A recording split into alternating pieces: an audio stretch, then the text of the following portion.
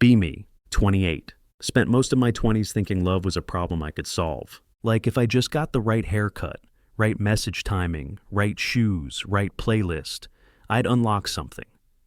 Kept dating girls who liked the idea of me more than me. Would become a slightly different person every time.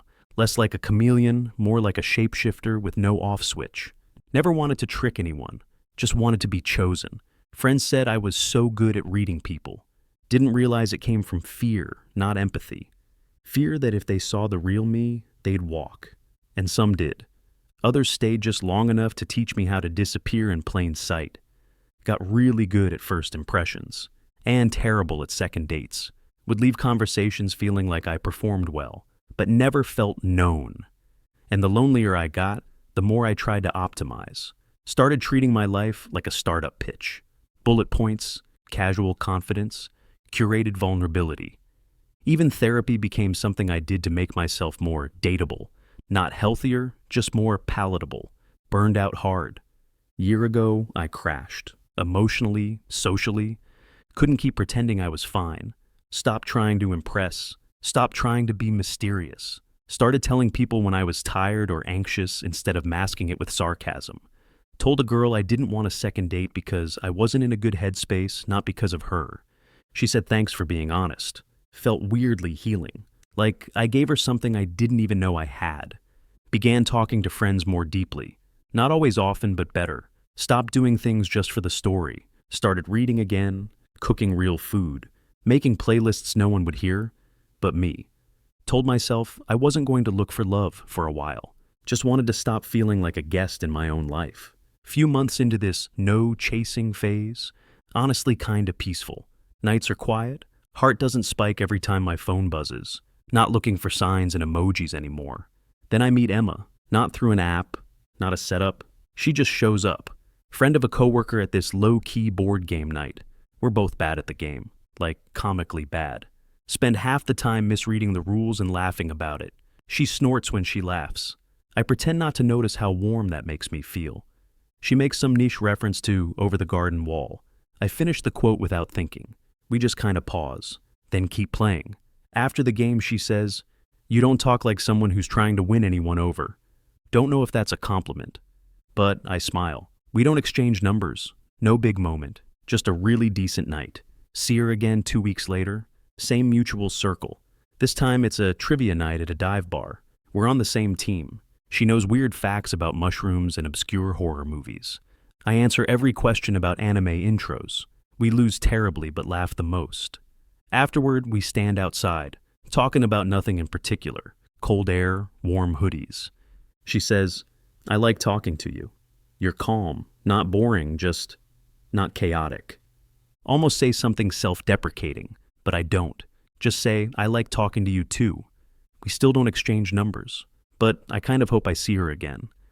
And I do, because I'm not chasing, but I'm also not hiding. See her more often now. Game nights, movie nights, random gatherings. It's never just the two of us, but it starts feeling like it is.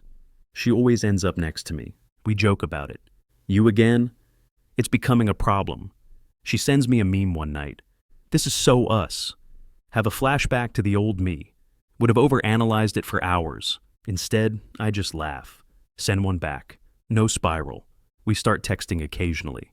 Random stuff. Bad puns, weird shower thoughts, cursed TikToks.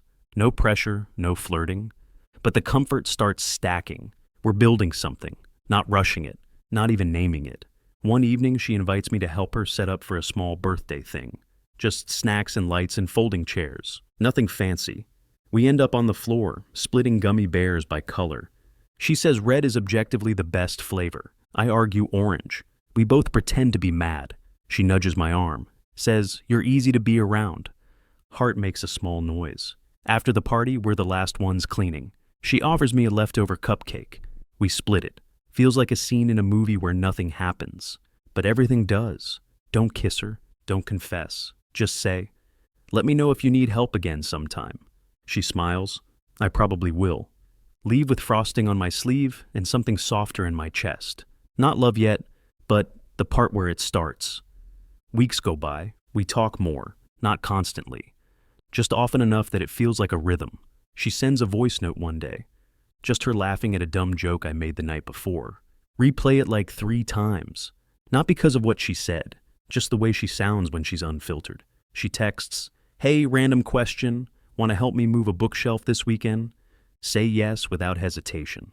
Show up. She's in sweatpants and a messy bun. Playlist already on. Half her apartment in cardboard boxes. We joke around while carrying planks of wood like we're on a quest.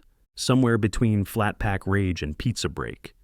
She touches my shoulder. Not flirty, not casual either. Just real. We sit on the floor after, eating lukewarm pizza and watching the ceiling fan spin. She says, "I never feel weird around you. It's kind of dangerous." Reply, "Guess I'm a safety hazard." She laughs, leans her head on my shoulder. We just sit there, not as friends, but not fully defined either. It's like we skipped the stage where you pretend and landed right in the part where everything feels possible. Later that night, I text her, "Hey, weird question. Are we something?" She replies almost instantly, "I think we are. Took you long enough." We both laugh about it the next day. Start calling each other sort of, but definitely dating. Official after like 3 more board game nights and 1 shared hangover. We don't post about it. Don't make an announcement. But my phone background quietly changes to a blurry photo of her mid-laugh, and hers is a screenshot of our first ridiculous group trivia score. This is how it begins. Without sparks, without strategies, just 2 people who stopped performing long enough to be seen.